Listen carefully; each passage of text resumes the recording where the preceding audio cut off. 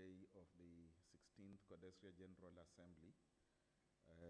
I get a sense that you are fully rejuvenated after yesterday, and I want to welcome you to this session that will be chaired by Professor Kofi Anyidoho, who comes to us, of course, from the University of Ghana, Legon. Professor Anyidoho is very well known to all of us, but perhaps most importantly, he has been a lead person with respect to the humanities program here at Codesria. And it's a pleasure to welcome you, Professor, and please take it.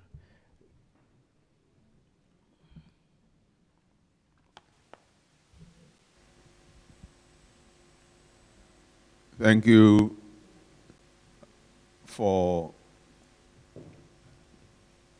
coming back into this hall this morning after yesterday's very vigorous dancing that I saw.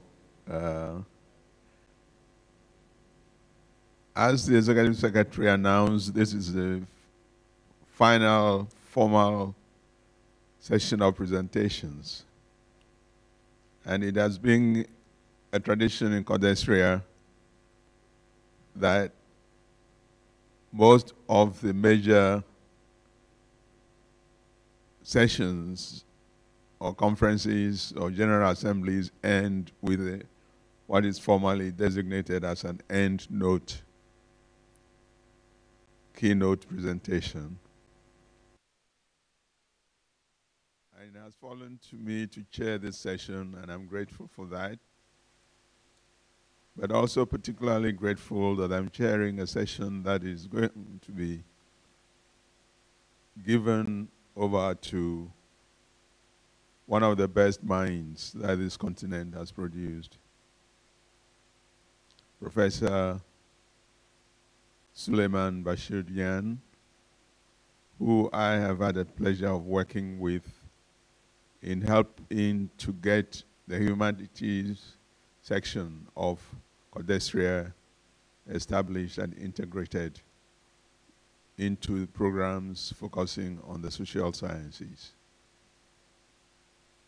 Many of you know him already in his many roles, but for the sake of the records, let's recall that he was one of the early presidents, chairpersons of the scientific committee, having served also on the executive committee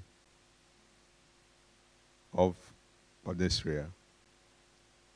And as I said, it was partly in those roles that he became involved in bringing the humanities on board in partnership with the social sciences. Professor Suleiman Bashir Dian taught for many years at the Sheikh Anta Diop University, and then moving to the United States, based initially at Northwestern University, where in fact at the time there was this three-way collaboration between Codesria, University of Ghana, and Northwestern. We would receive humanities fellows in Legon briefly, about 10 weeks or 8 weeks, and take them to Northwestern for another residency there. And he was the key person, point person for us there at Northwestern. The year in which the Humanities Institute focused on philosophy, he played the role of the preceptor. Moved later from Northwestern to Columbia University, where he has been since then, visiting many other universities in the process. Let me, with deep pleasure, invite him to address us. The topic for his presentation kind of sums up all that we have been engaged in since Monday. He put it very simply, lessons from the pandemic. Professor Jeff, podium.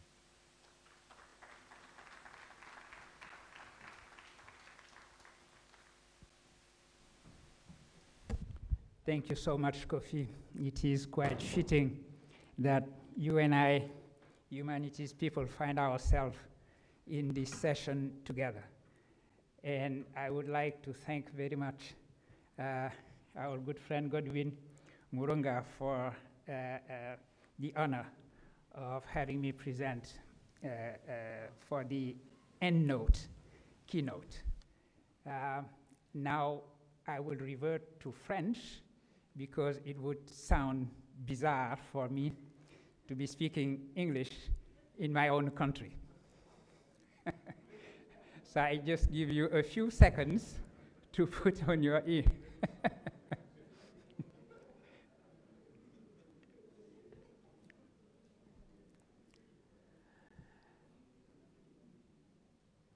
Chacun de nous, chacune de nous, a vécu la pandémie d'une manière personnelle, d'une manière intime.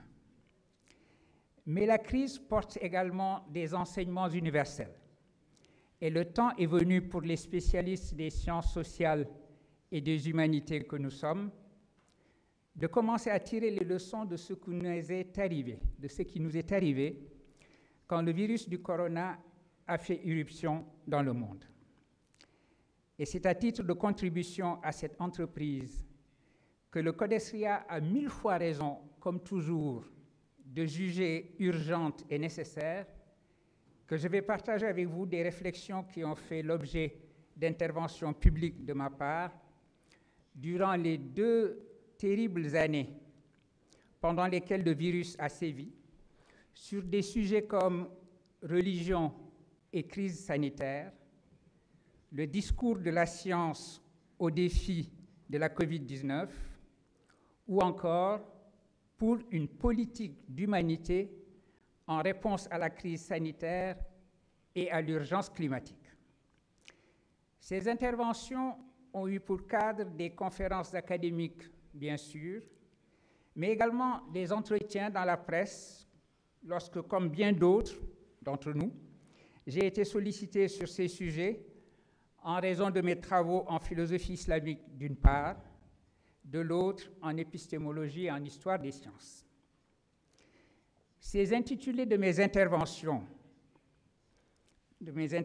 passées annoncent ce que seront les 3 moments de mon propos de ce matin. Le premier concernera la citoyenneté et la religion à l'épreuve de la pandémie. On comprendra que d'une question comme celle-là, on ne puisse traiter que depuis un lieu précis et du point de vue d'une religion précise donnée.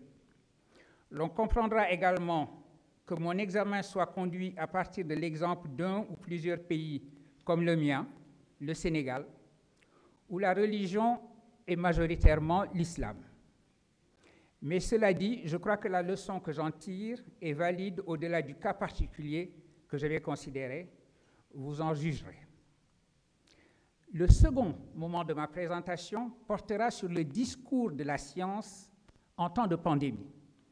Je lui donne pour titre « Le savant et le politique », en évoquant ainsi bien sûr Max Weber et en passant ainsi du monde de la religion à celui désenchanté de la science.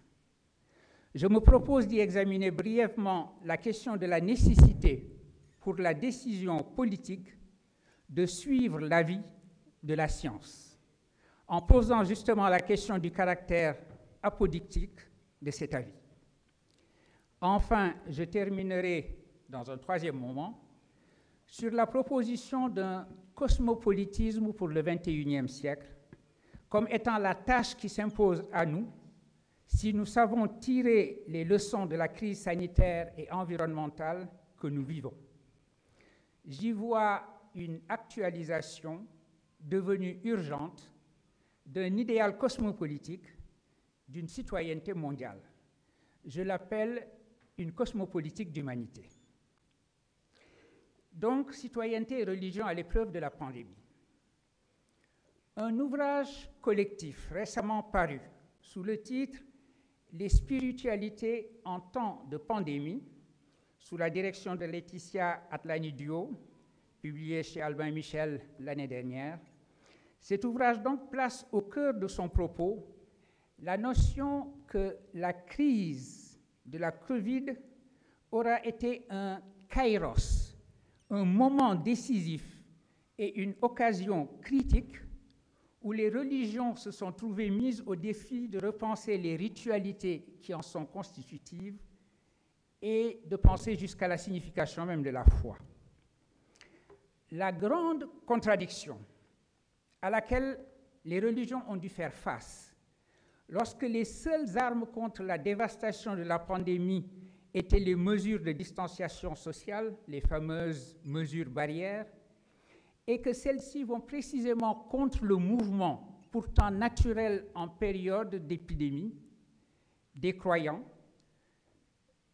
de faire communauté dans la prière collective.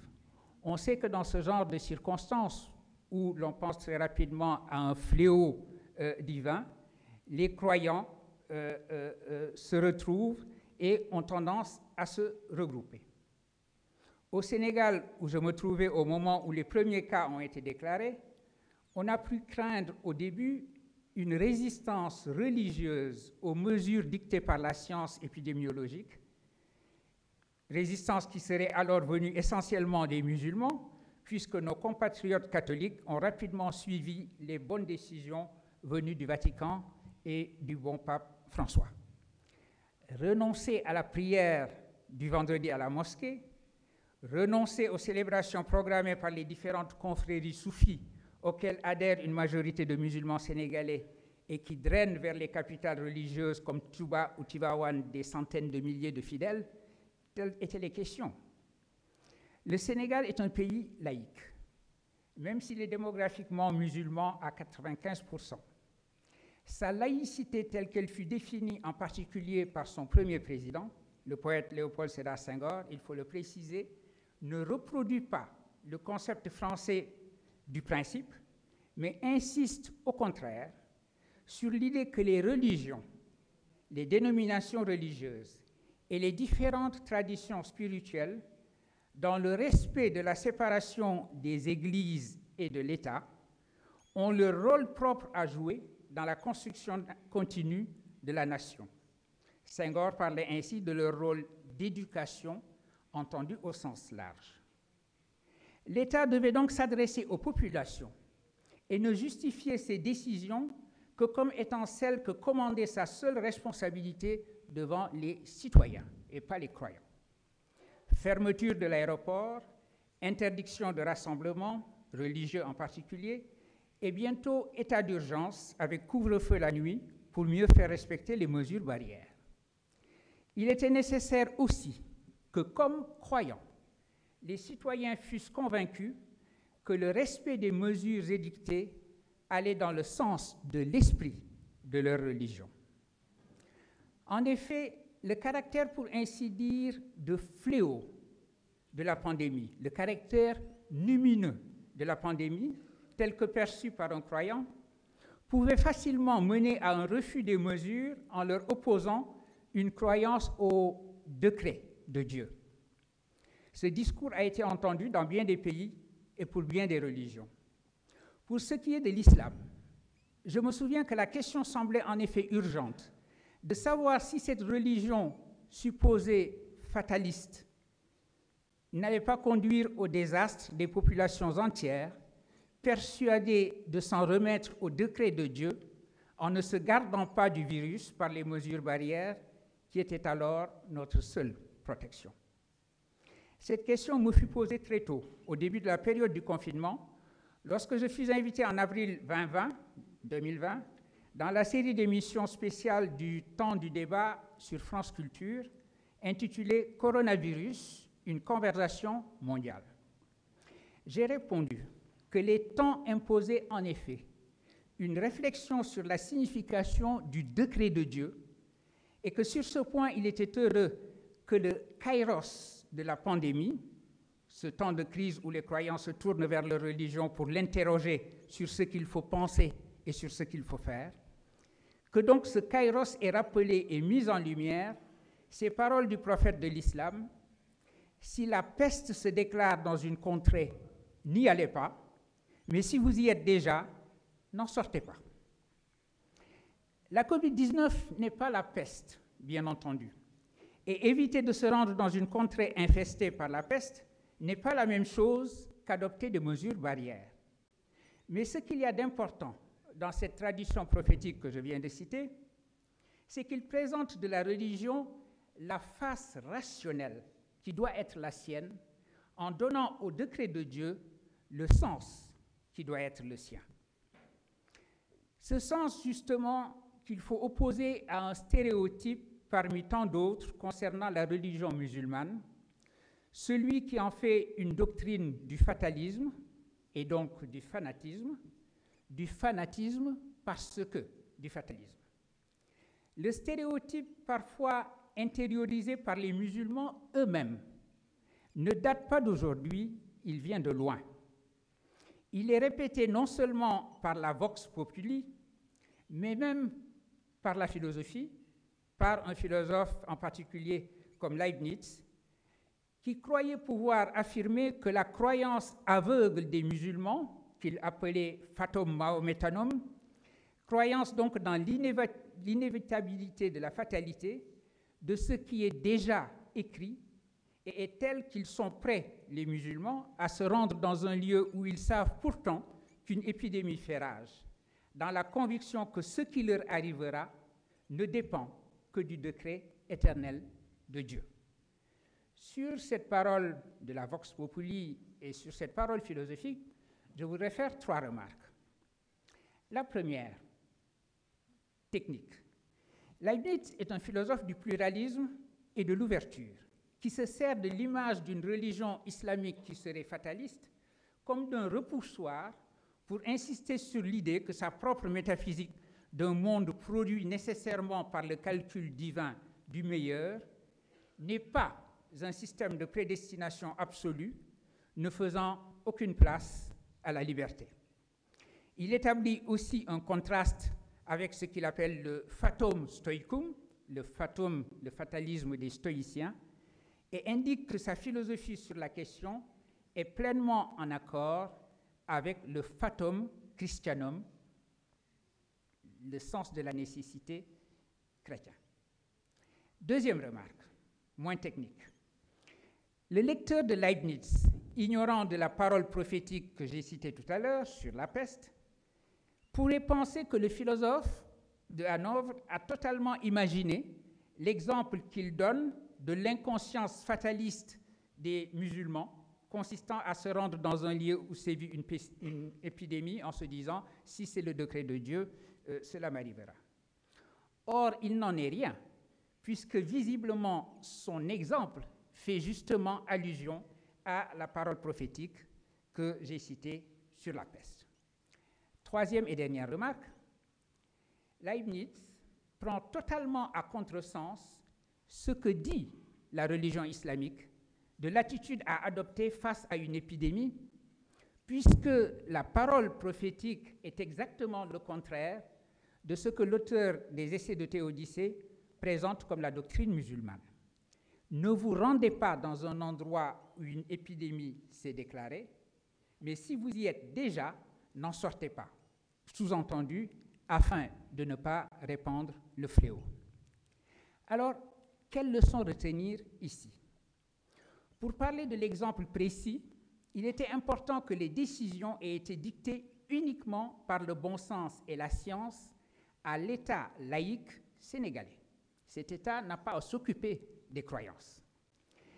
Elles ont néanmoins pu apparaître aussi comme une traduction moderne de cette parole prophétique au sujet de la peste, dont la leçon de rationalisme fut d'autant mieux entendue que la Mecque elle-même s'est fermée au pèlerinage, donnant à voir aux musulmans cette image absolument sidérante de la Kaaba vide de ses nombreux pèlerins qui, à toute heure du jour et de la nuit, tous les jours, 365 jours par an, reproduisent sur la terre les éternelles circambulations des anges autour du trône divin, pour faire allusion à ce que croient les musulmans. Plus généralement, le kairos de la pandémie enseigne que ne pas tenir compte du bon sens et de ce que la science nous dicte n'est ni une manifestation de l'intensité de notre adhésion à la religion, ni l'abandon confiant à la volonté divine que la vraie foi exige. Qu'au-delà de la situation qui en est l'objet, la tradition de la peste et du décret divin fait injonction aux croyants d'avoir foi d'abord en la raison humaine. Car les religions concernent d'abord l'humanité de l'humain. C'est ainsi qu'il faut entendre la parole du juif Maïmonide lorsqu'il dit que la Torah parle le langage des enfants d'Adam. Ainsi aussi qu'il faut entendre la parole du Christ disant que le Shabbat est fait pour l'homme et non pas l'homme pour le Shabbat. La leçon de cet humanisme de la religion, au-delà de la période Covid, est importante pour l'avenir. Et je crois qu'en temps de guerre des religions comme nous en vivons malheureusement, c'est un sujet que, comme spécialiste des sciences sociales, il nous faudra penser. Parlant de religion, j'ai parlé déjà de la science et de la politique, objet du deuxième moment de mon propos. Bien avant la crise du Covid, l'idée était relativement répandue, tout particulièrement chez certains croyants, justement, que la science n'est qu'une voie parmi d'autres, un récit que valent d'autres récits. La science de l'évolution, par exemple, est ainsi la cible par excellence des propos sceptiques et relativistes sur la vérité scientifique, qui tiennent que le récit d'une création du monde et des espèces telles qu'on les connaît n'a pas moins de validité que celui du transformisme et de l'évolution. Avec la crise de la Covid, l'opposition entre la confiance en la science et le déni de celle-ci s'est exacerbée et a pris, dans le climat politique que font régner les populismes aujourd'hui dans bien des pays, des allures de guerre tribale. Il est tout à fait symbolique de ce climat, ce fait que la rivalité sportive entre les champions de tennis que sont Novak Djokovic et Rafael Nadal s'est aussi trouvée dramatisée en une confrontation entre le refus d'un vaccin, dont le premier, remettant en question selon ses propres termes la science qu'il a produit, considère qu'il constitue une menace pour son intégrité physique, et l'invitation du second, l'Espagnol, à s'en remettre aux prescriptions de ceux qui savent mieux que le commun des mortels ce qu'exige la santé publique. Si le combat, qui est aussi politique, entre science et scepticisme ou simplement anti-science, connaît une virulence particulière en ce temps de pandémie, c'est entre autres raisons parce que la science dont il est question est celle qui se cherche et non celle qui est déjà établie. Lorsque il m'a été demandé d'intervenir sur la question pour réagir aux complotismes les plus irrationnels qui se déversaient des réseaux sociaux en Afrique comme ailleurs, c'est là un point d'épistémologie qu'il m'a semblé important de souligner. La science en train de se faire n'est pas celle qui est axiomatiquement constituée, assurée de ses principes et établie sur des données empiriques éprouvées.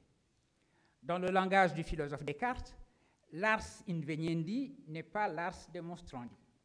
Autrement dit, l'art de chercher, l'art de trouver n'est pas la même chose que l'art d'exposer ou l'art de démontrer.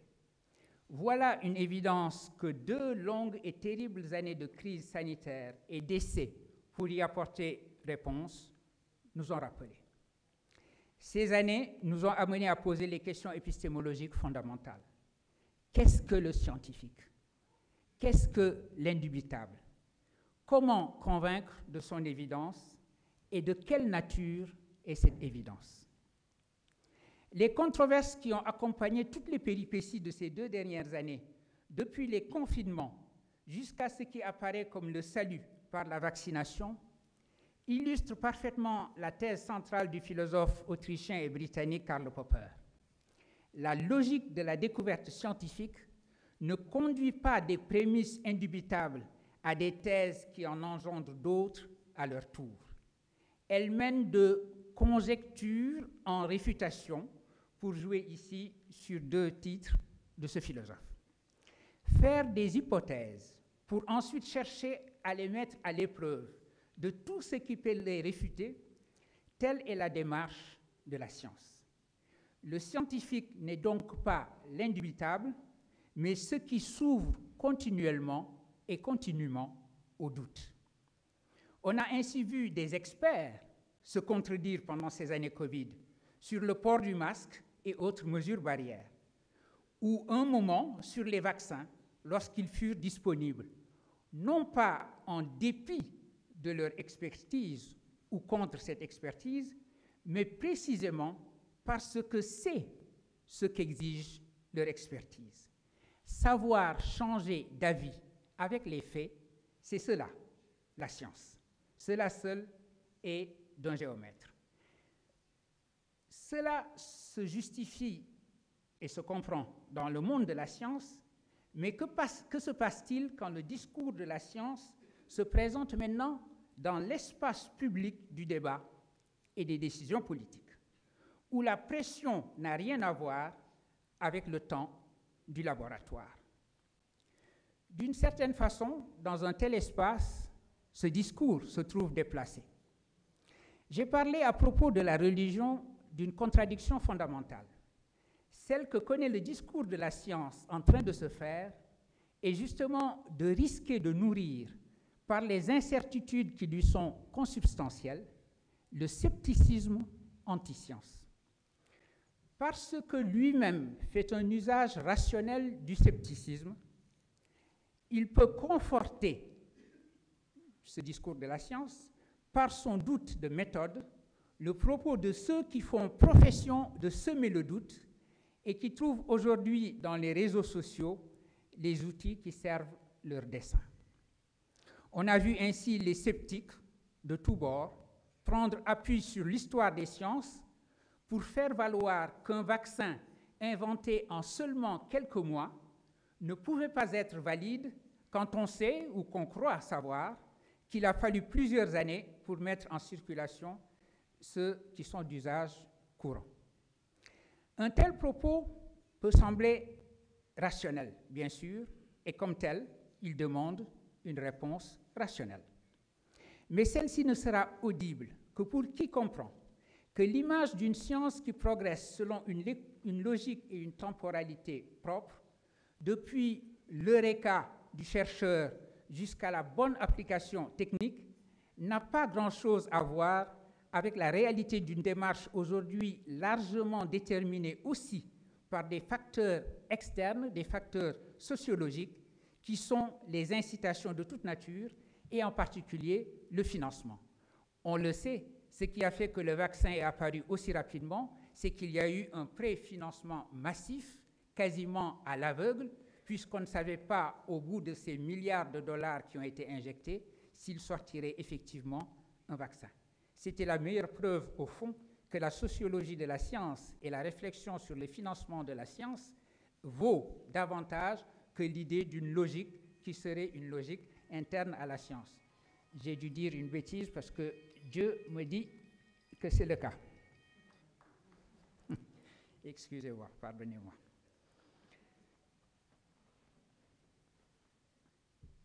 Alors, où en étais-je, monseigneur?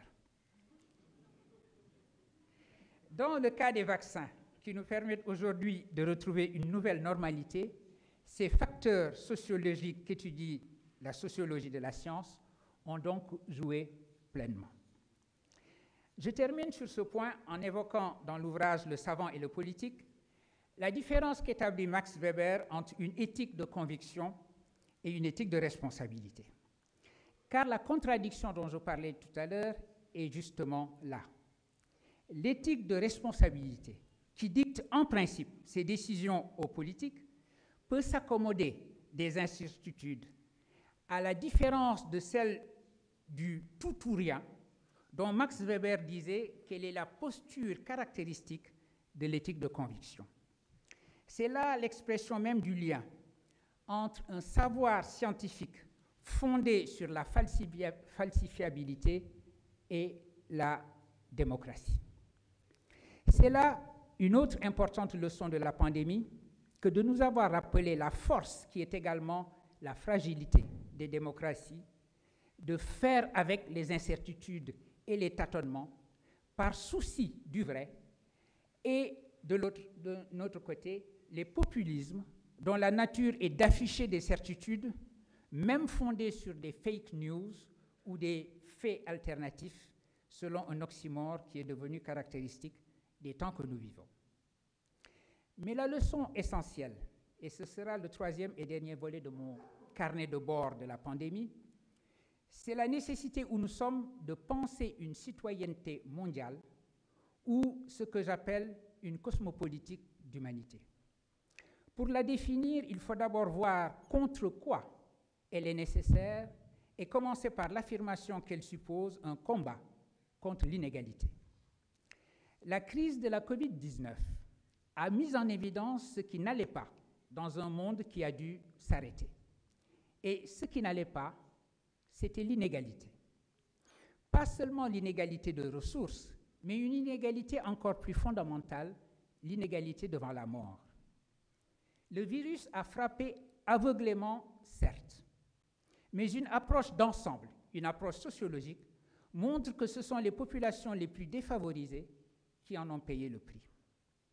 Lorsque, par exemple, les États-Unis ont souffert plus que tout le monde de la pandémie et que New York en est resté l'épicentre pendant une période qui nous a semblé, à nous autres New-Yorkais, une éternité, il est devenu patent que les populations noires, latino ou amérindiennes étaient frappées de manière totalement disproportionnée. C'est ce caractère de l'inégalité sociale devant la maladie et la mort, devenu visible au point d'en être choquant, qui est sans doute une des causes de l'explosion sans précédent qui a suivi le meurtre de George Floyd et explique pourquoi ce nom est devenu aujourd'hui synonyme d'une exigence de justice sociale et raciale en Amérique et partout dans le monde. D'autres cas, pourtant, s'étaient produits avant George Floyd, sans entraîner la même réaction. Ce qui a fait la différence, c'est le contexte de la pandémie et la lumière crue que celle-ci a jetée sur la signification vitale de l'inégalité et ce qu'elle a d'absolument insupportable. Mais je voudrais m'appesantir plutôt sur l'inégalité entre les nations plutôt que celle au sein des nations. Et pour cela, voir la pandémie et la leçon qu'elle porte depuis le continent africain. Nous nous souvenons que lorsqu'il est devenu évident que la crise allait devenir une pandémie mortelle, on s'attendait, comme toujours, à ce que l'Afrique soit finalement la principale victime du virus.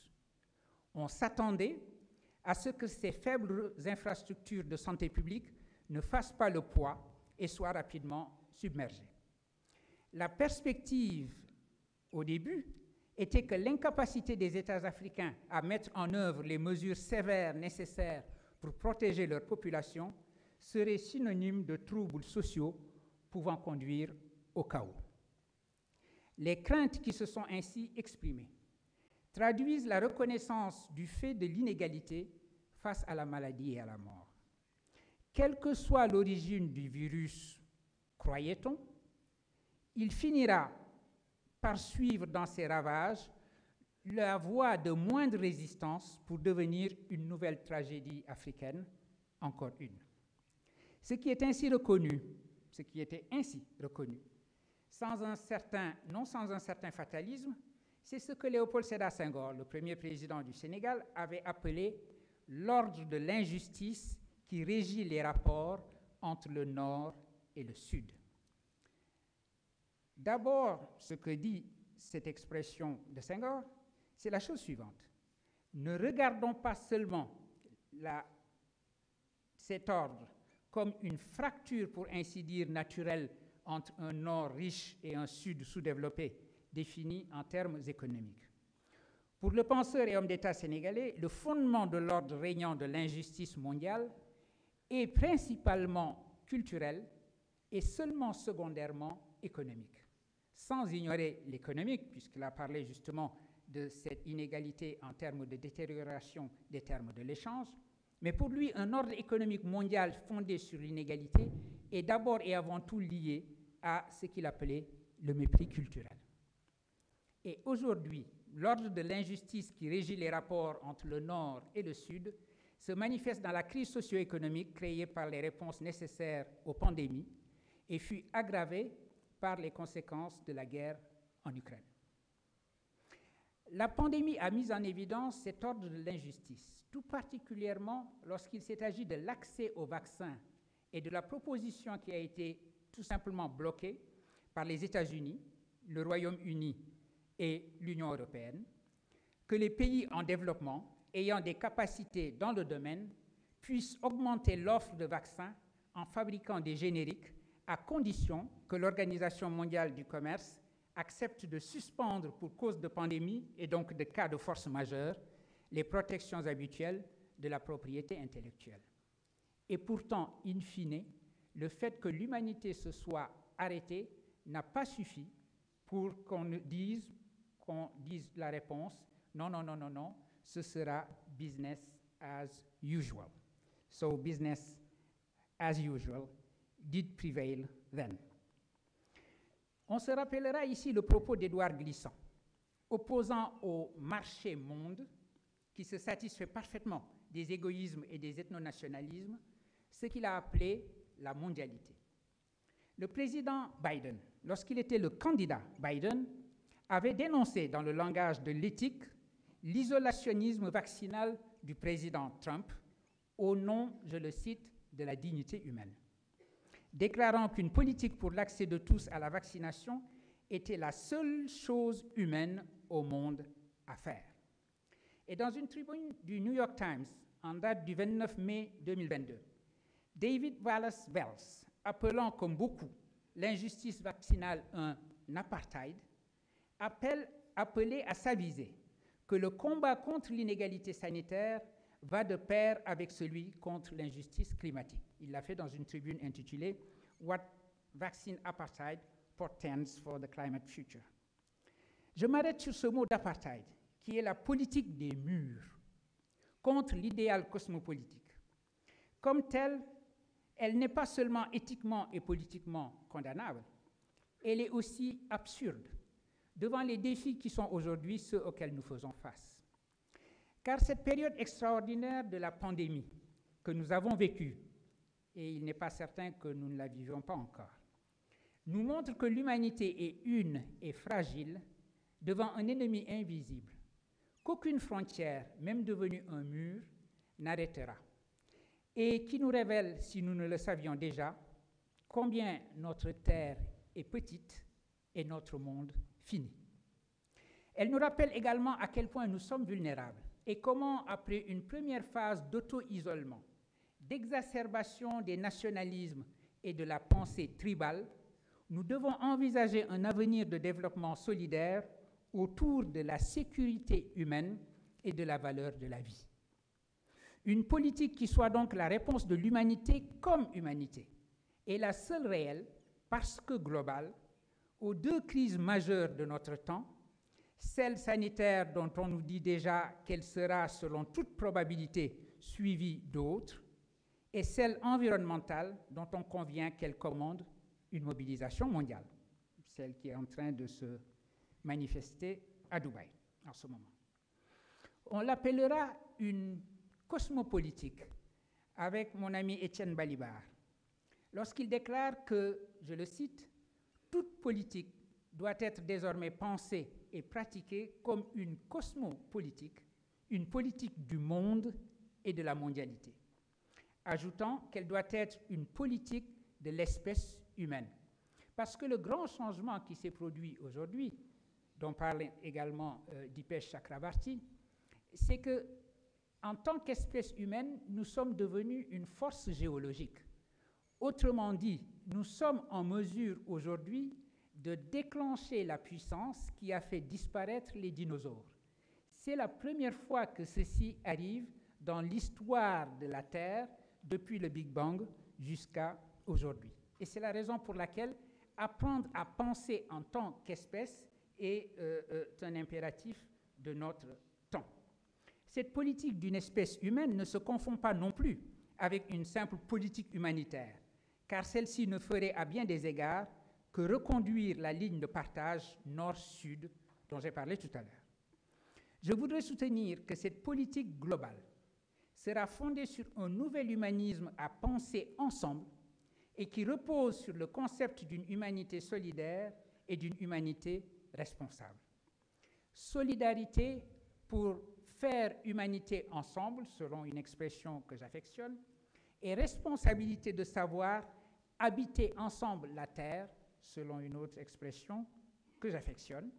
Deux significations qui, me semble-t-il, sont réunies dans les mots Wolof et Bantou, Nité et Ubuntu, à condition que ces mots aient été philosophiquement construits comme des concepts.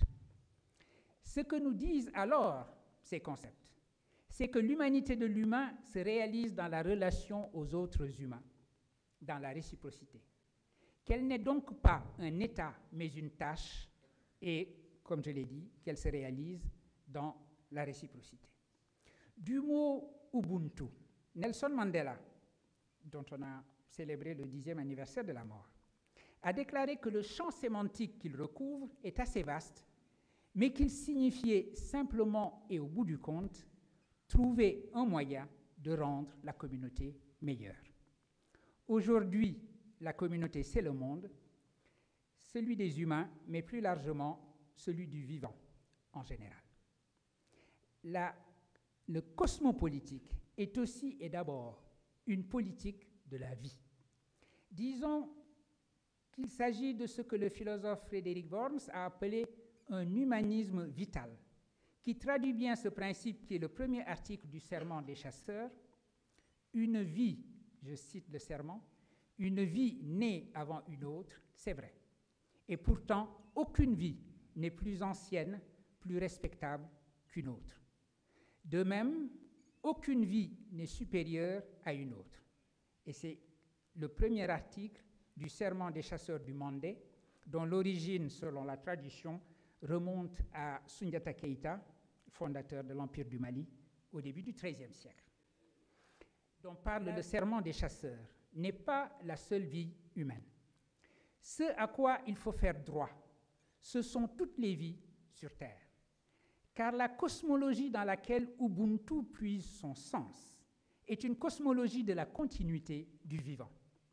Le principe vital parcourt en effet la chaîne de tous les êtres, depuis la force des forces, si on veut l'appeler ainsi, jusqu'au minéral. Rien n'est donc inerte dans un univers où tous les vivants, de Dieu au caillou, disait Senghor, sont solidaires. Avant de se traduire dans les relations de personne à personne, l'Ubuntu unité s'inscrit dans la vie elle-même et nécessite de veiller à toujours renforcer le principe vital universel. C'est pourquoi faire humanité ensemble et habiter ensemble la Terre exige de prendre soin de la vie et de prendre soin de la Terre. Tels sont les fondements de la citoyenneté mondiale qu'il nous faut inventer, parce que c'est là l'urgence que nous dicte la situation post-pandémique que nous vivons. Merci infiniment.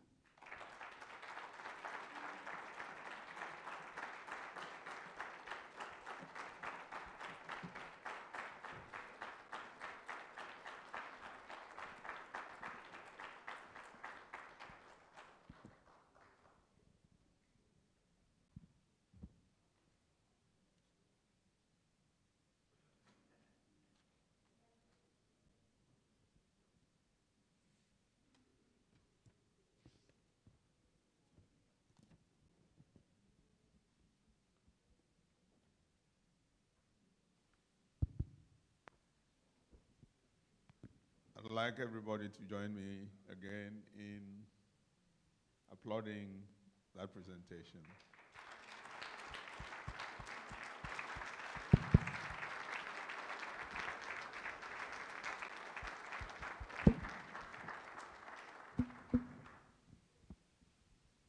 Given my level of incompetence in French and listening to him through translation may have created some gaps in what I caught from the lecture. But let me just flag a few key points as I understood them.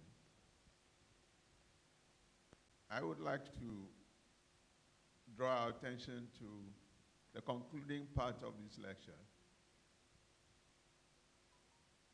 where focusing on two key concepts from the African world. The word Ubuntu, and then the Wolof word, both of which emphasize the commonality of not only human life in its various differentiations, but between human life on the other hand and other things in the natural environment.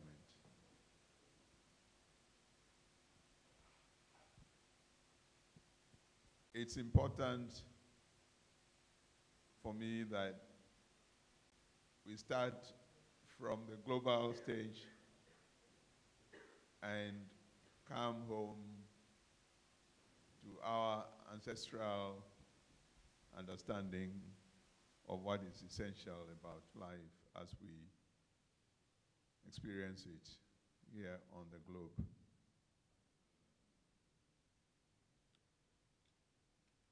There are three main areas of focus for the lecture.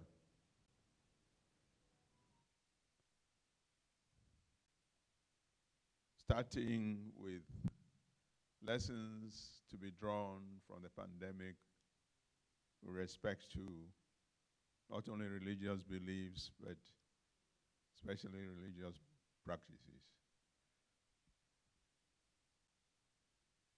We must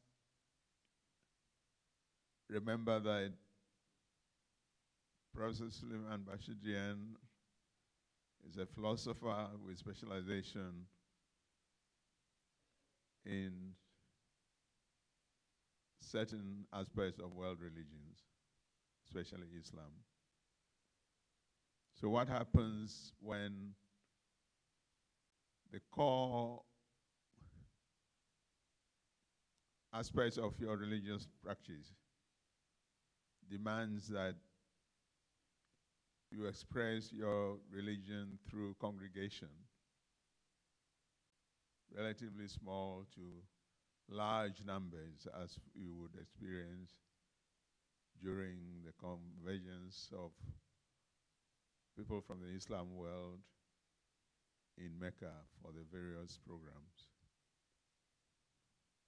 How do you keep to your religious belief and practice in a situation where you must now obey laws restricting not only movement but also congregation? But he points out to us that Islam actually already has a way out for you, that do not go into an area where there is a pandemic. And if you are already there, please stay there.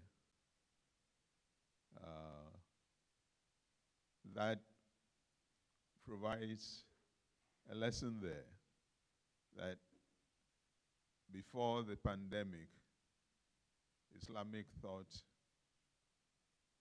has already given us a way out.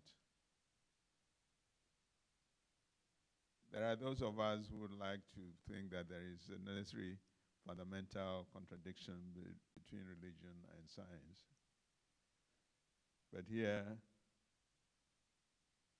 in the second part of focus in his lecture, we find attention being placed on science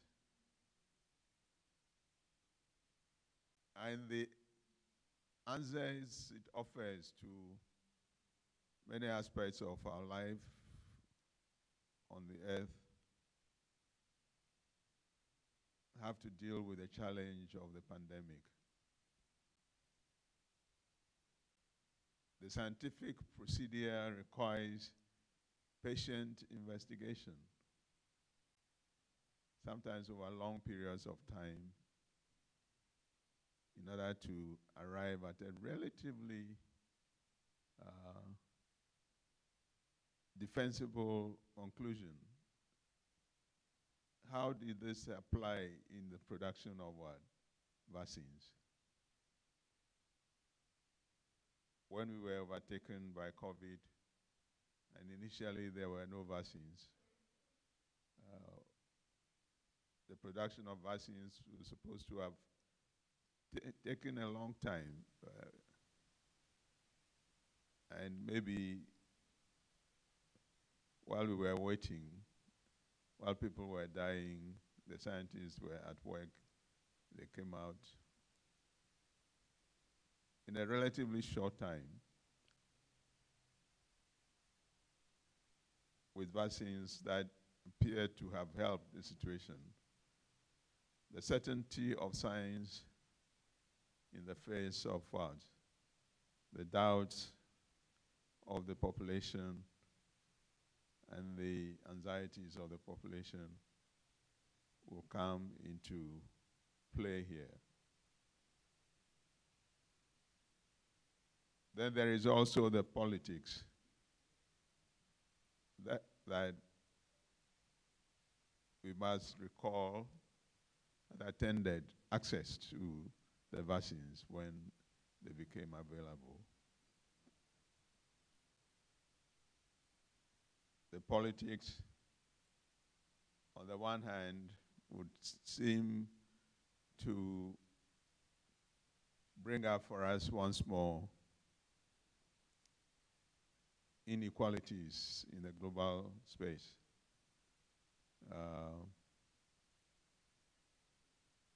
Except that one of the lessons, most important lessons of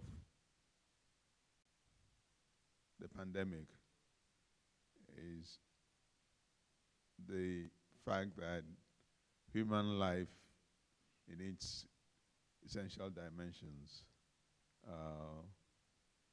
in that no life may perhaps be more important than the other. The commonality of our humanity comes up for us to consider, except that there are still inequalities. Yes, it was true that the pandemic didn't seem to have discriminated between so-called rich nations and the poorer ones. But we are also reminded that in the case of the US, certain elements of the population suffered disproportionately. Those elements of the population would include those who were already being discriminated against, the black population, the other sectors of the US population.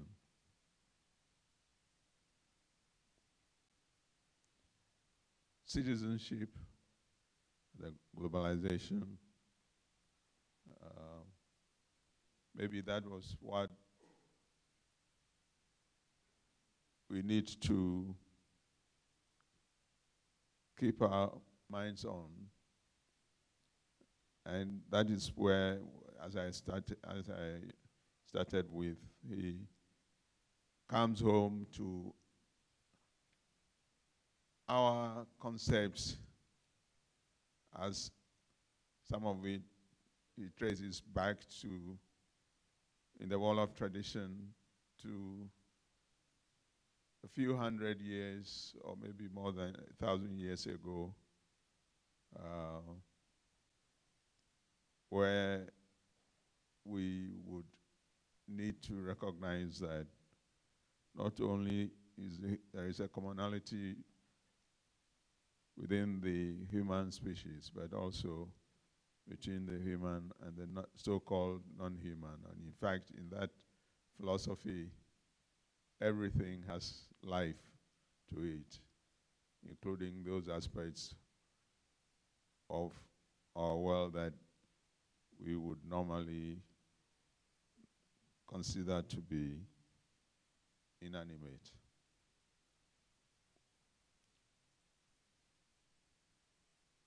I would like to suggest that the lessons that he draws out for us,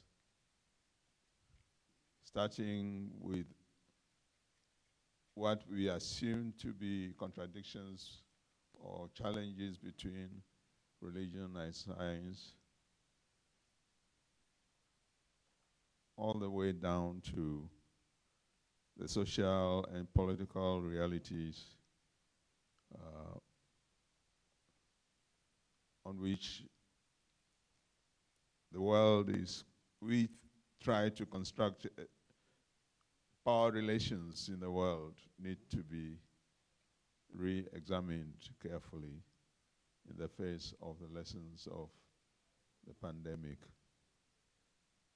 I'd like to turn over to the audience for questions, comments, lessons of the pandemic. Thank you. So if we have mics on standby, let's take a few questions and comments for him to respond to, if possible.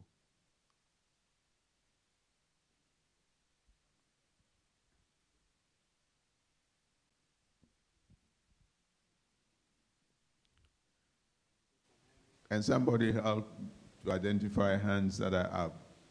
These lights are flashing in our eyes, so you can't really see well into the...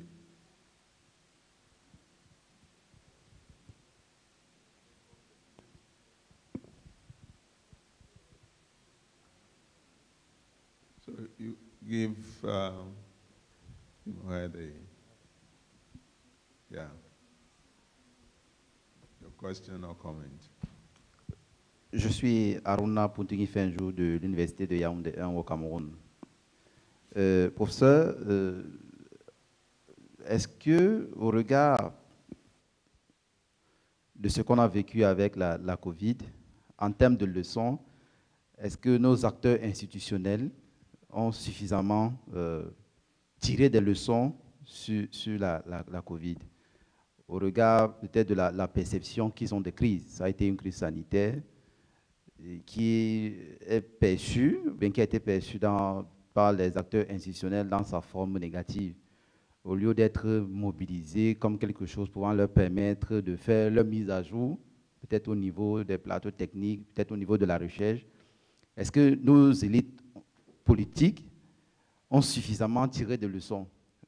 Parce qu'avec la crise russo-ukrainienne, on se rend compte que les leçons n'ont pas été tirées. Est-ce qu'au regard de ce que je viens de dénoncer, est-ce que nos élites politiques ont suffisamment tiré les leçons de la pandémie à coronavirus?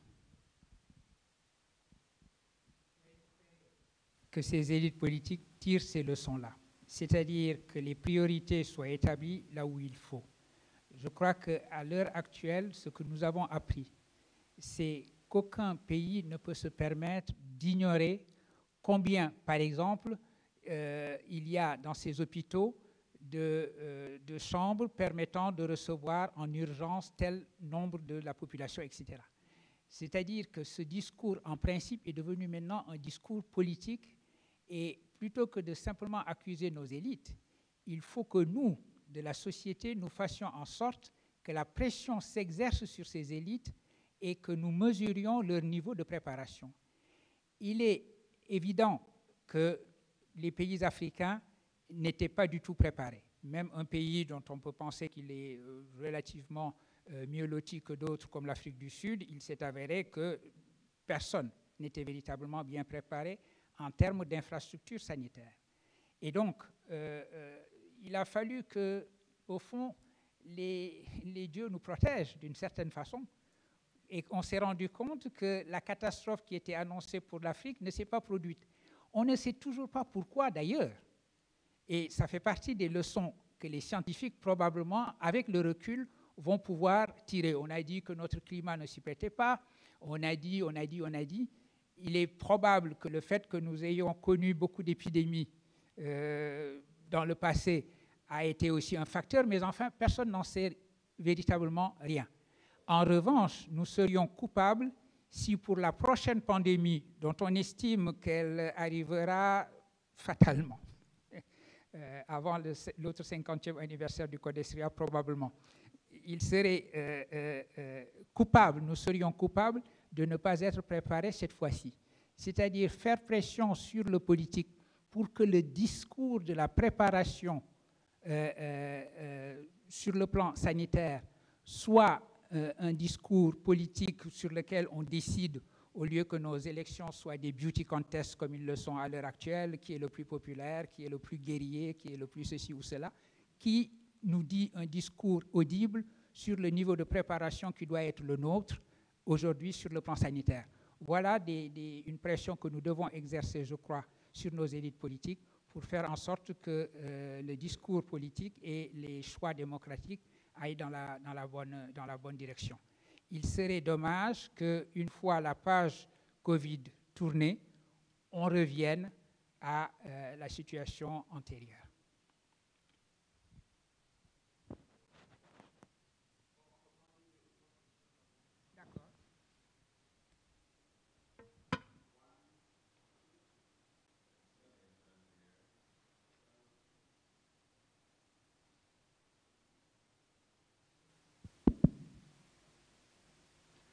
Ok, merci. Merci, professeur. Moi, c'est Lawani du Togo. J'ai deux questions. La première question est liée aux inégalités. C'est intéressant parce que d'habitude, il y a des maladies, on va dire c'est la maladie du pauvre, c'est la maladie du riche. Mais ce qu'on a remarqué avec la Covid, c'est que dans certains discours, c'est la maladie du pauvre et dans d'autres, c'est la maladie du riche. Quand on prend déjà l'exemple que vous avez donné en interne aux États-Unis, on voit que ça touche plus peut-être les milieux pauvres, les Noirs, les Latinos et tout ça. Mais quand on prend au niveau global, on a l'impression que c'est la maladie du riche. C'est beaucoup plus les pays occidentaux, les pays riches, les pays développés entre griffes qui sont touchés. Alors j'aimerais voir un peu votre vue là-dessus. À votre avis, est-ce que c'est la maladie du pauvre ou c'est la maladie du riche? Le deuxième volet ou la deuxième, il y a la religion. Justement, et ma question, elle est courte, je ne sais pas si elle est simple, mais elle est courte. À votre avis, la Covid a contribué à accroître la croyance religieuse ou à réduire la croyance religieuse? Parce que quand je prends un pays comme le Sénégal, où justement il y a eu des contradictions entre les discours scientifiques et religieuses, et puis bon, des mésententes entre ces deux pôles, au final, vous-même, vous venez de le dire, aujourd'hui, on ne sait pas encore clairement pourquoi l'Afrique n'a pas été touchée. Est-ce que c'est, comme certains le disent, Dieu qui a protégé le pauvre, ou bien, voilà, il y a d'autres raisons scientifiques. Donc, je voulais voir un peu d'un point de vue religieux, est-ce que ça a cru ou ça a diminué la croyance religieuse? Merci.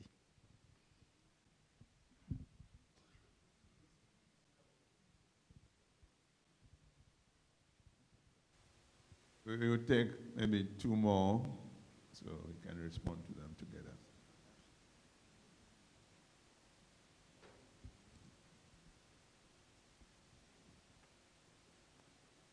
Can you give him another mic? That one is not working. Bonjour, je m'appelle Ian Hawkwood, du Sénégal. Merci, professeur, pour votre présentation. Je suis Ibrahim Ouiché de l'Université des Champs au Cameroun. Je vais aborder mon propos sur 2 points. D'abord sur la citoyenneté globale, universelle, à laquelle vous avez fait allusion, mais également inscrire cela dans la biopolitique, le biopouvoir, néologisme forgé par Michel Foucault. Vous savez, effectivement, la pandémie Covid-19 a mis en exergue l'urgence de cette biopolitique. Mais en même temps, comme vous l'avez dit, on a vu une émergence d'une citoyenneté universelle, une citoyenneté globale. La citoyenneté globale implique également des agences globales de régulation. Et en la matière, on a vu l'OMS prescrire un certain nombre de mesures au GAMS qui se sont appliquées à tous les États du monde. Mais d'une part, il faut reconnaître, comme vous l'avez dit, qu'il y a une variation en termes de classe sociale, en termes de continent, sur l'expansion de la pandémie. Ce qu'on a observé en Afrique, c'était comme une maladie des riches. Tant et si bien que lorsqu'on allait dans les villages, pour prendre le cas du Cameroun, même avec les mesures barrières, symbolisées par le port des masques. Quand les gens vous voyaient avec les masques au village venant des villes, les gens avaient peur. Et les gens ont continué à boire de l'eau, à se partager, n'est-ce pas, les verres et autres, sans véritable observation des mesures. Mais également en milieu urbain, notamment dans les hôpitaux publics, il y a eu une suspicion. La suspicion qui venait de cette régulation globale à laquelle vous avez fait allusion, à savoir qu'il y avait une rumeur forte, qu'il y avait une prime pour les hôpitaux qui devaient, n'est-ce pas, présenter un grand nombre de morts. Cela a eu comme conséquence une suspicion vers les hôpitaux privés et publics et une prolifération des agences alternatives, médecine traditionnelle, médecine chinoise et bien d'autres. Alors, pensez-vous que ces mesures qui viennent de l'OMS, dans le cadre de la régulation globale, est-ce qu'on peut, pensez-vous que ces mesures, dans le cas du continent africain, et vous avez également fait allusion au cas du Sénégal, avec le poids de la religion musulmane, est-ce que si on parle de citoyenneté globale et de régulation globale, est-ce que véritablement vous croyez que ces agences-là ont eu un impact en Afrique, notamment l'OMS?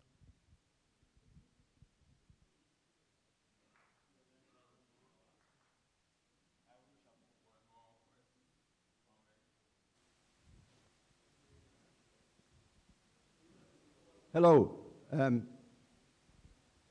My name is Ian Hopwood. I'd like to ask a question to Professor Suleiman Bashir. The first time we met was 1999 when you were advisor to President Diouf. I also heard Tandika Mkandiwiri stay in Zambia a few years ago, talk about the gap between the research community and the decision makers, the politicians. I'm just wondering, what is your reflection after so many years of research and interaction with policy? What advice can you give us about how research, how evidence can actually enter into the political sphere? What are the channels? How do politicians learn? Maybe a few suggestions from your own experience over the last decades. Thank you.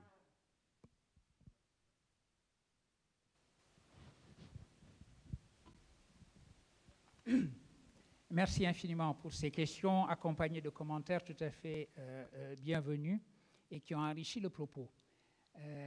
Alors, pour mon collègue du Togo, sur les inégalités, effectivement, l'une des leçons que nous devons, nous, Africains, tirer de la pandémie, c'est que ce qui devait être une maladie du pauvre s'est retourné en maladie du riche. Pourquoi est-ce que ça devait être une maladie du pauvre? Vous savez, les maladies peuvent naître partout ailleurs dans le monde. Ce que j'ai appelé la voie de moindre résistance va probablement les amener à un moment donné en Afrique. Souvenons-nous de ce qui était l'épidémie, plus qu'une pandémie, du sida. Le sida a été, à un moment donné, approprié par l'Afrique. On a même pensé que c'était né en Afrique. Enfin, tout cela n'est pas clair. Mais en tout cas, l'Afrique semblait représenter la voie de moindre résistance pour les maladies, ce qui fait que dès lors que se profilait la pandémie du coronavirus, on s'est dit « malheureuse Afrique ». Beaucoup de pays du Nord, on le sait, ont d'ailleurs produit des rapports en disant « faites attention au continent africain ». Leurs infrastructures de santé vont être submergées très rapidement. Les mesures qu'il faut prendre en cas de pandémie, ces États faibles n'auront aucun moyen de les imposer à leur population. Le chaos va se produire sur ce continent. Ça ne s'est pas produit. On ne sait pas encore véritablement pourquoi. On le saura peut-être plus tard. Dans les 50 ans à venir, le Codesria pourra y réfléchir. Mais en tout cas, ça ne s'est pas produit. Mais le fait même que le monde s'y attendait était le signe qu'en effet, on a toujours l'impression qu'une maladie épidémique ou pandémique, quelle que soit son origine, finira toujours par être appropriée par les plus pauvres. Et ça, c'est le cercle vicieux d'où nous devons sortir. L'autre aspect de votre question sur la religion, est-ce que ça a contribué à accroître la croyance religieuse? C'est vrai que, et c'est humain, c'est une réaction humaine, de penser que des fléaux de cette nature, dont on ne sait pas trop ce qu'ils sont véritablement et ce qu'ils vont produire comme conséquence, il est naturel que cela accroisse une sorte de religiosité ambiante. Vous savez, lorsque le monde romain a commencé à s'effondrer, lorsque à l'ordre romain s'était substituée une période de décadence et de décomposition de cet empire, une nouvelle religion est apparue, le culte de la déesse Fortuna. Fortuna, c'est le destin, voilà, la chance. On s'est mis à adorer la déesse chance. Et ceci est un signe de ce que signifie notre propre humanité. Le moment où nous semblons être la proie de forces que nous ne contrôlons pas, nous nous adressons à des forces dont nous estimons qu'elles sont supérieures. Et donc, il y a une sorte de religiosité ambiante qui s'est effectivement développée et qui pouvait aller dans les directions rationnelles, comme celle que j'ai essayé d'illustrer en essayant d'insister sur le discours qui a été le discours religieux le plus en symbiose, en convergence avec ce qui devait être le discours de la science. C'est-à-dire que ce propos prophétique sur le fait de ne pas aller dans une zone où une épidémie s'est déclarée, mais de ne pas la quitter lorsque on y est déjà, c'est une mesure épidémiologique de base. Et il me semble que ce visage rationnel des religions est un visage sur lequel il faut insister. En revanche, c'est vrai que la religiosité ambiante, où on se confie à des fétiches de toutes sortes ou bien à des croyances de toutes sortes, on a vu apparaître toutes sortes de charlatans, d'ailleurs, de gens qui disaient qu'ils soignaient tout, Covid, etc. Mais ça, c'est un signe de nos pays. Ça, c'est un autre aspect. Alors, est-ce que ça a contribué à accroître la croyance religieuse? ça n'accroît la croyance religieuse que chez ceux qui sont véritablement croyants, je crois. Si on fait la différence entre religiosité et religion, je crois qu'à ce moment-là, on peut dire qu'en effet, la pandémie a accru la croyance religieuse, comme elle a accru également cette religiosité quelque peu populaire. Dire ça, appeler ça populaire, c'est un peu paternaliste, mais enfin, ce n'est pas une religiosité très, très réfléchie. Ibrahim, merci infiniment des remarques que vous avez ajoutées à votre question. C'est vrai que l'une des leçons de la pandémie, c'est effectivement de nous rappeler que toute politique doit aussi être biopolitique. C'est-à-dire qu'une politique est d'abord et avant tout une politique de la vie. Installer nos priorités là où il faut les installer. Faire en sorte, pour revenir à la première question à laquelle j'ai répondu, faire en sorte que notre niveau de préparation pour les épidémies ou les pandémies à venir soit meilleur que ce qu'il est à l'heure actuelle, parce que nos niveaux de préparation ne sont pas très bons, c'est en effet une urgence et une nécessité en ce moment. Pour ce qui est de l'émergence d'une citoyenneté mondiale, il est important que nous fassions la différence, par exemple, entre l'OMS et l'OMC. L'Organisation mondiale de la santé a essayé de mettre en place, pendant cette épidémie, pendant cette pandémie, une véritable gouvernance mondiale. J'étais relativement admiratif de ce que faisait l'OMS. Les informations nous arrivaient à peu près en temps réel, ça il faut le reconnaître, et nous étions tenus au courant. Et c'est d'ailleurs la raison pour laquelle on a eu l'impression de flottement, parce que d'un jour à l'autre, même les experts se contredisaient. Et ce que j'ai essayé de dire dans la deuxième partie de mon propos, c'est que le fait que des experts se contredisent ne nous dit rien contre l'expertise. Il est de la nature d'une véritable expertise précisément de rencontrer des contradictions. Et l'OMS a essayé de naviguer sur cette vague-là.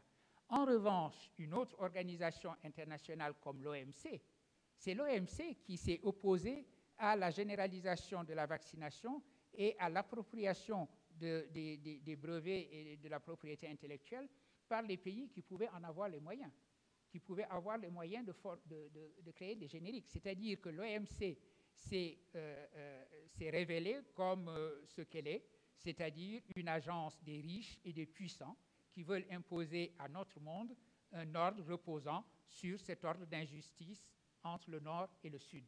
Tandis que l'OMS, me semble-t-il, indique la direction d'un véritable multilatéralisme qui remplacerait cet ordre mondial aujourd'hui, qui est un ordre d'injustice où, au fond, les plus forts orientent les choses. Et nous devons tirer la leçon du fait que l'égoïsme des puissants a été tel que même pour la crise majeure que l'humanité a connue, l'humanité ne s'est jamais arrêtée ensemble. Le monde entier s'arrête et pourtant on nous dit « Ah oui, mais attention, quand il s'agira de faire des vaccins, il y a eu des investissements importants, laissez faire les grands, ils vous donneront les vaccins qu'il faut. » Ça, c'est une leçon que nous devons retenir. La leçon à retenir, c'est que nous ne pouvons que compter sur nos propres forces. Maintenant que le communisme s'est effondré, nous pouvons reciter Mao Tse-tung tranquillement. Eh bien, compter sur ses propres forces, cela reste encore valable. Et pour ce qui est de la reconstitution d'un véritable ordre mondial, avec une véritable citoyenneté mondiale fondée sur l'égalité et non pas sur les inégalités, je crois que l'OMS nous indique une direction meilleure que celle de l'Organisation mondiale du commerce, en effet. Et ces agences pourraient avoir un impact sur l'Afrique parce que ce sont des agences justement où le nombre compte. Je crois que nous avons un poids plus important en tant qu'Africains à l'OMS qu'à l'OMC. Parce que dès lors qu'il s'agit de finances, évidemment, les grands de ce monde s'accaparent les choses. Quand il s'agissait de la santé, maintenant on s'est rendu compte que le secteur de la santé est devenu très important. Mais le fait, par exemple, que l'actuel directeur de l'OMS est toujours l'Éthiopien, je crois, c'est toujours lui qui est là, c'est un signe qui ne trompe pas. For the third question about the gap between research community and policy makers, this is the eternal gap. And we are actually witnessing it here at CODESRIA. I believe that CODESRIA is quite unique on our continent. The fact that you have this concentration of research in major sectors of research, such as social sciences and reflection on the state and all the, I think we should be listened to more by policymakers. And CODESRIA, this is the right time to pose the question again, to raise it again, because it would be great if in the next 50 years we are listened more to by policymakers, creating some relationship between the African Union as it is constituting itself and our Pan-African organization is something that we should be trying to implement in the near future. But yes, that is the gap, and it is our role, I believe, to try to close the gap.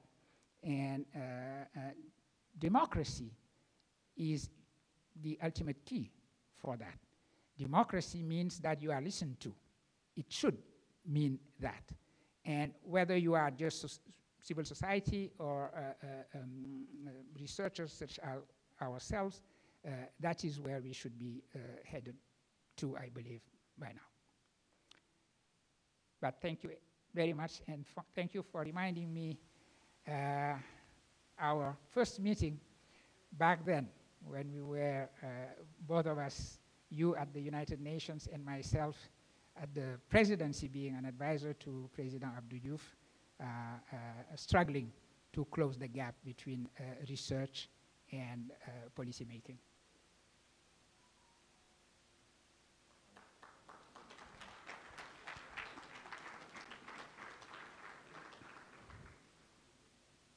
I understand we have time for at least 2 or 3 more questions.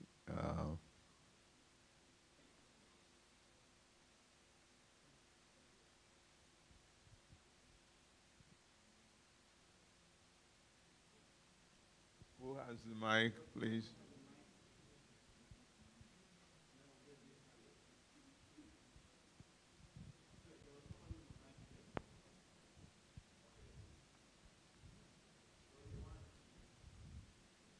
There's a hand at the back there.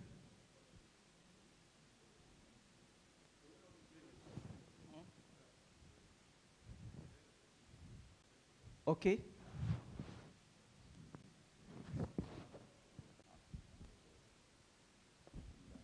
Écho. Bonjour professeur, merci pour votre propos. Je suis David Eboutou, de l'Université de Yaoundé 1. Je voudrais revenir sur la question des inégalités. C'est une évidence que la Covid-19 a mis en évidence les inégalités des humains devant la mort.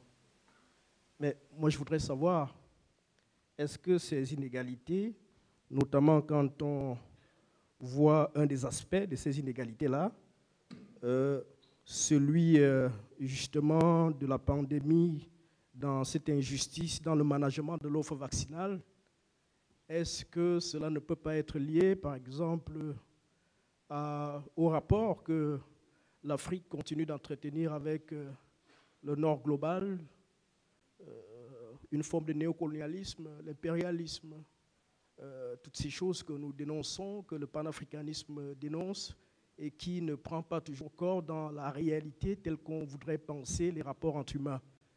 Est-ce que cela n'est pas à percevoir aussi dans ce sens-là? Je vous remercie.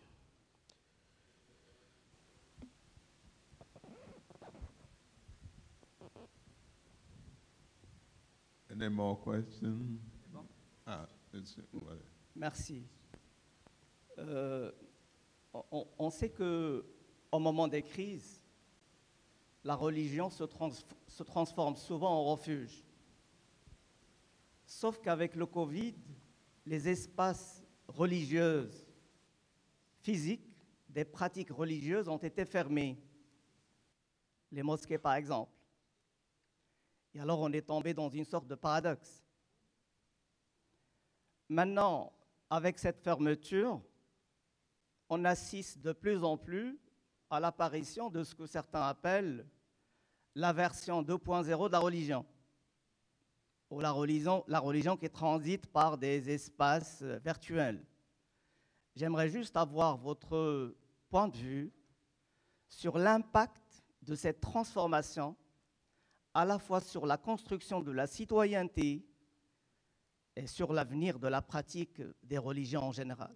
Merci. Oui. The last question. Oui.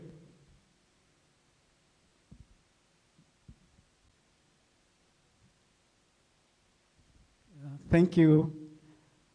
My question is, given the large number of prophets, prophetesses, seers, visionaries in the world, we couldn't have just one to prophesy the outbreak of the pandemic. Why is that? Was it because the virus was so small that the visionaries couldn't apprehend it, or what's the explanation?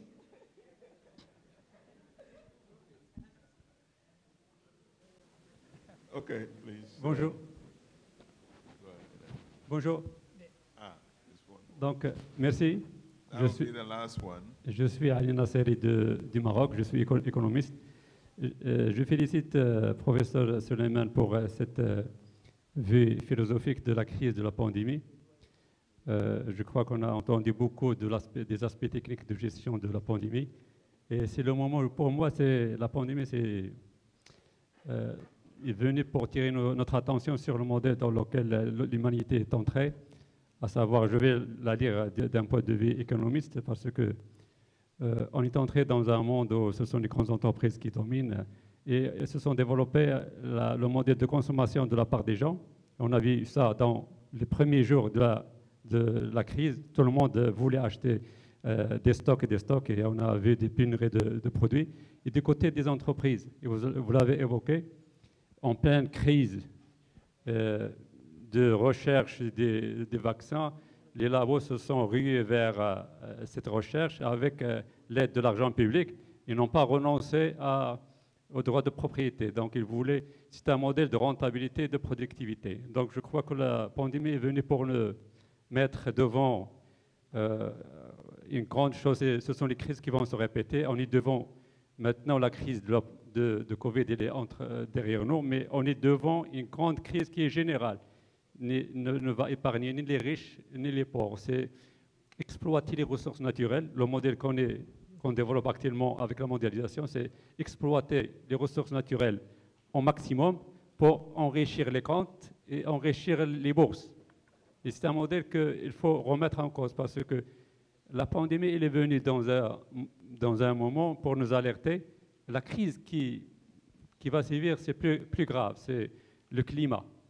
Donc, c'est se préparer. En fin de compte, la pandémie nous a révélé une chose, c'est que la vie ne tient qu'à des petites choses. À quoi ça sert d'exploiter plus la nature? Et je vous remercie pour cet aspect philosophique de la crise. Merci. Merci. Merci beaucoup. Alors, pour la question de notre collègue David de Yaoundé, c'est vrai que les inégalités qui se sont manifestées à l'occasion de la crise, parce qu'à un moment donné, il y a eu une espèce de décision très généreuse qui s'appelait COVAX, qui semblait être la grande promesse d'une égalité où la distribution des vaccins se ferait au prorata des populations, etc. Et très vite, dès lors que les vaccins ont été effectifs et qu'ils ont été mis en place, les égoïsmes et ce que j'ai appelé dans mon propos les tribalismes se sont mis en place. Ce que cela nous dit de notre rapport au Nord global, c'est que, encore une fois, nous devons véritablement nous constituer en Sud global.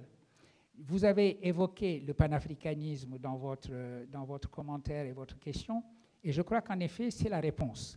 Encore faut-il que ça soit un panafricanisme constructif. Nous avons une espèce de panafricanisme qui circule dans les réseaux sociaux qui ne ressemble en gros à rien, qui est un panafricanisme qui ne construira strictement rien et qui est un panafricanisme du ressentiment.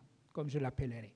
En revanche, si nous revenons au panafricanisme des pères fondateurs, au panafricanisme qui dit, par exemple, qu'il faut que ce continent africain soit un, du Caire jusqu'au Cap et de Djibouti jusqu'à Dakar, une continentalisation véritable de l'Afrique, ce panafricanisme-là aura toutes ses chances et pourra être une meilleure préparation pour nous, pour faire face non seulement aux pandémies les différentes pandémies qui vont probablement se profiler de plus en plus, mais à d'autres crises qui nous ont été révélées. Il est important que ce panafricanisme, nous le construisions, et c'est la vision du CODESIA, puisqu'il s'agit de ces 50 années, le CODESIA a été construit sur cette vision-là. C'est ce panafricanisme qu'il faut que nous réalisions. Il faut que les pays africains se tournent vers eux-mêmes, que nous ayons, chaque pays africain ait une politique africaine et que nous allions vers le monde que nous allons affronter ensemble. Et cela est essentiel, me semble-t-il, et que nous construisions notre rapport au Nord global à partir de notre panafricanisme, c'est-à-dire à partir de notre propre agenda. Le Nord global se satisfait parfaitement d'avoir des pays africains isolés, chacun d'entre eux étant intégré de manière verticale à l'ordre mondial. En revanche, construire nos horizontalités, faire en sorte, par exemple, que la politique de santé qu'appelle la crise dont nous sortons soit une politique pensée aussi au niveau de l'Union africaine. Ceci est important. C'est dans cette direction-là, me semble-t-il, qu'il nous faut aller pour affronter les crises majeures, la crise de l'environnement. Il est heureux d'ailleurs qu'au sommet de la liste des priorités de l'Union africaine, il y ait par exemple la muraille verte. Bon, on a tous les problèmes du monde pour construire cette muraille verte parce que le Sahel étant ce qu'il est, la muraille verte a à peu près fonctionné ici à l'ouest au Sénégal, mais on imagine très mal cette muraille verte en ce moment traversant Mali, Niger, etc., jusqu'au Tchad et au-delà. Mais enfin, la direction est celle-là. Avoir un agenda panafricain clair et obliger le reste du monde à s'inscrire sur notre agenda. Parce que si vous n'avez pas d'agenda, vous allez être sur les agendas de quelqu'un d'autre. Et de ce point de vue-là, je suis heureux d'ailleurs qu'aujourd'hui, cela se développe de plus en plus. Et je profite du fait que nous avons beaucoup de collègues et d'amis marocains ici pour souligner que la politique marocaine, de ce point de vue-là, est une des politiques qui indique la direction à prendre. C'est la manière dont le Maroc a une politique africaine et dirigée vers le sud est un modèle de ce que j'essaie de dire, parce qu'en matière, par exemple, de politique vaccinale et de politique de santé, cette orientation-là est pleine de promesses. La religion, il est normal qu'elle soit un refuge, parce que c'est l'humanité qui est ainsi faite. Vous savez, quand Max Weber, dont j'ai parlé en d'autres circonstances, semblait annoncer la fin des religions. On a toujours annoncé la fin des religions, le soleil de la rationalité va se lever et la religion va se dissiper comme une illusion. Ça, c'était la grande phrase du marxisme. Il s'avère que ce n'est pas vrai, qu'il y a quelque chose de profondément humain et humaniste dans la signification même de la religion. Et c'est une des leçons que porte cette crise. La manière dont cette crise a fait qu'en effet, la religion est apparue comme un refuge. Cela nous dit quelque chose de la vérité de l'humain. Je ne sais pas ce que cela nous dit de la vérité de la religion, ça c'est une autre question qui tient à la foi des uns et des autres. Mais cela nous dit quelque chose de la vérité profonde de l'humain, qui est de savoir s'en remettre à une puissance supérieure sans fatalisme du tout. Et j'ai insisté sur ce point-là. Ce n'est pas du fatalisme que de dire que quand un fléau incompréhensible se manifeste, il y a probablement une force supérieure qui peut être d'ailleurs la transcendance de l'humanité elle-même, qui peut me sortir de là et nous donner un certain espoir. C'est en effet le paradoxe que vous avez souligné avec juste raison, que les moments de fléau sont des moments précisément où on cherche à être ensemble, où on cherche également à être ensemble dans les lieux où on a défini une relation verticale que l'on peut avoir à la divinité. Or, la réponse, c'était justement de ne pas être ensemble. est-ce que les espaces virtuels peuvent remplacer cela? Les espaces virtuels ont remplacé ce que nous faisons tous les uns et les autres, c'est-à-dire enseigner. Pendant 2 ans, j'ai fait tous mes cours pratiquement sur Zoom. En revanche, quand il s'agit de la religion, est-ce que les espaces virtuels peuvent remplacer les réunions? On s'est rendu compte que non, que paradoxalement, dès lors qu'il s'agit de ces questions d'identité profonde, les espaces virtuels semblent être plus des facteurs de division et de tribalisme que des facteurs de réunion. On pouvait avoir espoir dans les technologies de l'informatique, de l'Internet par exemple, en disant que ces technologies vont créer une sorte de communauté virtuelle. Or, ce que l'on voit aujourd'hui avec les réseaux sociaux, c'est que les réseaux sociaux favorisent les tribalismes. Ce sont les divisions en tribus et les insultes que l'on se lance d'une tribu à une autre qui se sont davantage développées. Et lorsqu'il s'agit de la religion, ce sont les aspects les plus irrationnels de la religion, malheureusement, que l'on voit apparaître aussi dans les réseaux sociaux. On parle de imam Google. Là, vous avez toutes les réponses possibles et imaginables quand vous allez sur les réseaux Internet, et vous avez une espèce de développement d'une profonde ignorance qui fait fond sur une religiosité apparente. Et ce paradoxe-là, il va falloir aussi essayer d'y faire face, essayer de le comprendre, essayer d'y réfléchir, parce que les réseaux sociaux, pour le meilleur et pour le pire, sont entrés dans nos vies et sont là pour rester. Et donc, comprendre ces espaces virtuels et l'impact qu'ils peuvent avoir sur une citoyenneté mondiale et sur un dialogue des cultures, des religions et la construction de passerelles pour ne pas rester enfermés dans nos tribus respectives. Ceci est un point important auquel il nous faut réfléchir en tant que spécialistes de sciences sociales. That was a good question. How come we have so many seers and prophets and nobody just could not see it coming? What is the explanation? Well, the simplest explanation is that we should get rid of those who pretend to be prophetizing, etc. So, but because we are not talking about science, but something totally irrational, they are always capable of explaining their own failures. It is never their fault. It is never their failure, and they could even tell you that in a way they saw it coming because they say this or that. So they are not ready to face just the ultimate test of science when something falsifiable is falsified. They do not face it because it is their nature to be. But it poses another question, actually. I take the opportunity of your question to go in that direction. When we talk about epistemologies coming from the global south today, and the idea of delinking with epistemologies from the north, we have to be very careful. It looks like we do not believe anymore in the universality of science, that every episteme has its own logic. They have their epistemologies up there in the north. We have our epistemologies down here in the global south. We have to build our knowledge, our curricula based on that. Let's not forget that the demand to universalize anything having to do with knowledge is present within each single episteme.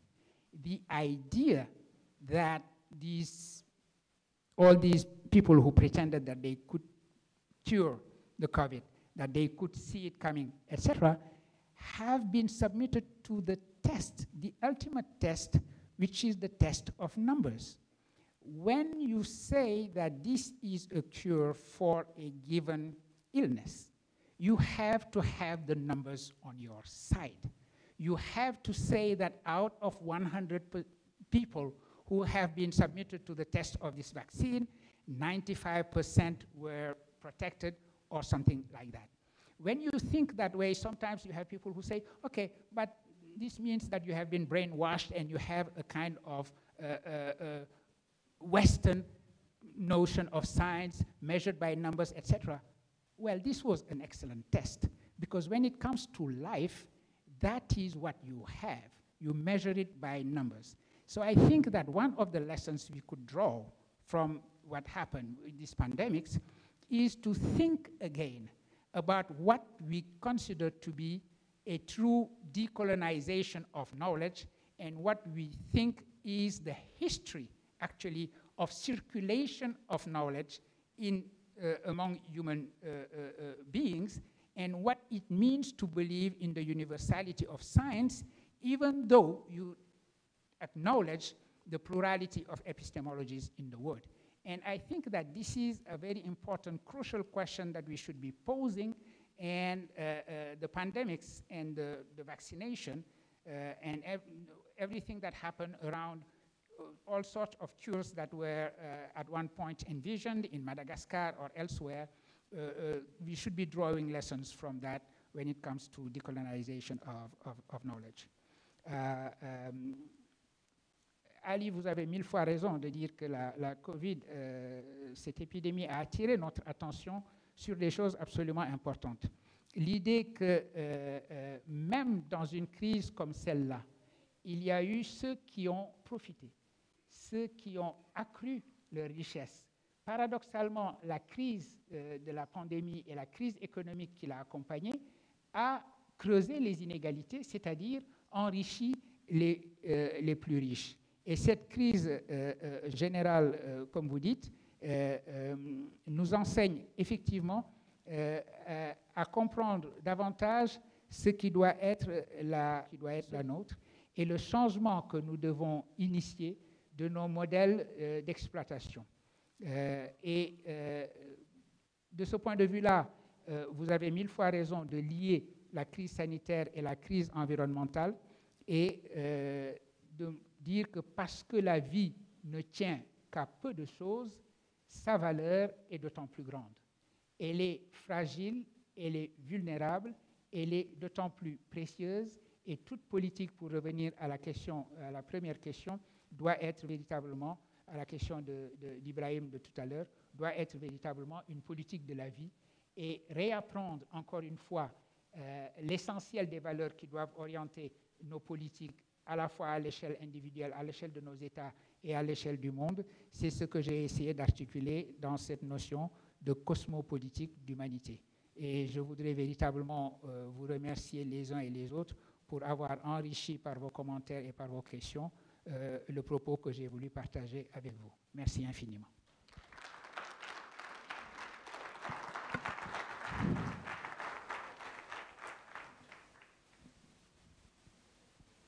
Before we formally conclude, let me just draw attention to one or two key points that Professor Bashir Suleiman Dieng has emphasized.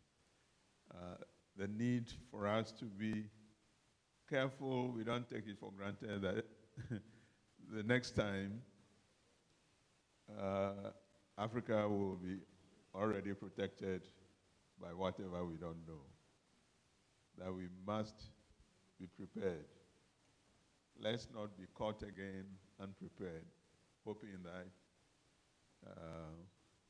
whatever helped to intervene this time, last time, will happen again.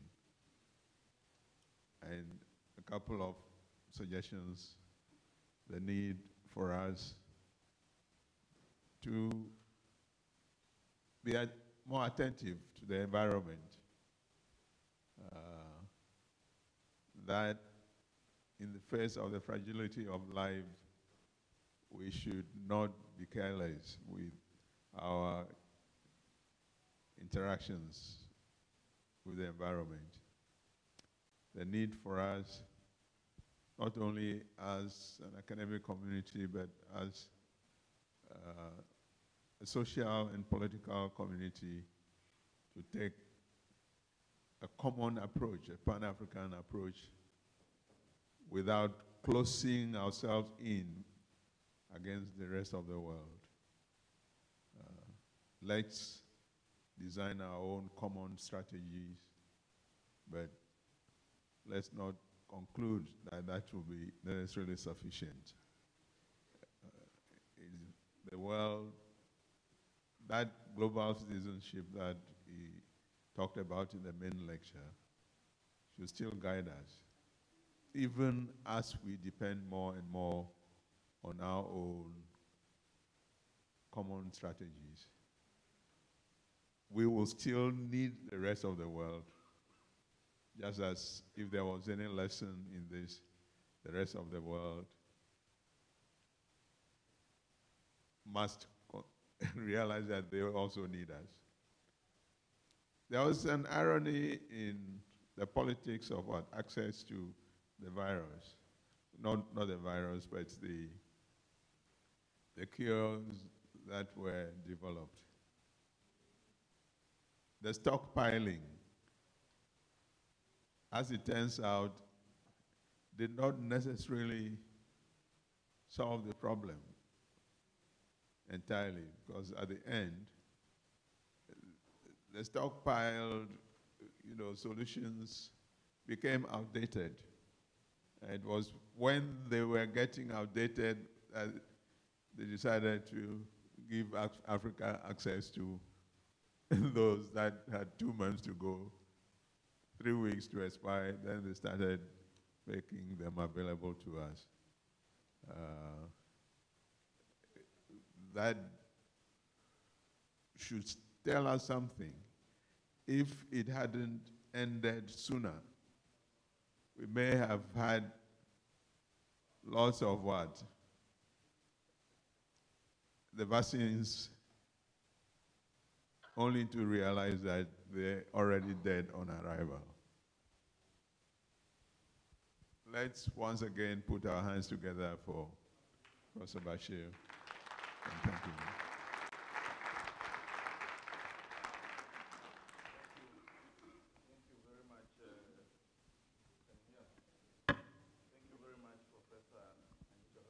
Professor Suleiman Bashir Jan, for starting our morning on this excellent note.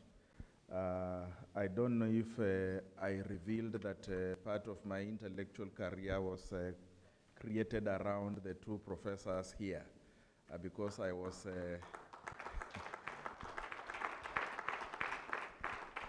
part of the African Humanities Institute. I actually do remember that Professor Bashir was the preceptor of the institute that we held both in Legon and in Northwestern. So thank you again, and really appreciate this. Professor Fred Hendricks, you have something to say?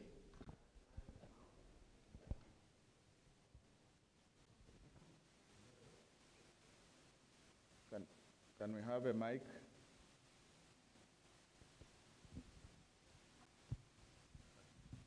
Hello. I have two announcements. Number one, the African Humanities series is having a flash sale downstairs in the book kiosks, largely because I don't want to carry books back home. So please come down to the book kiosks to buy some books.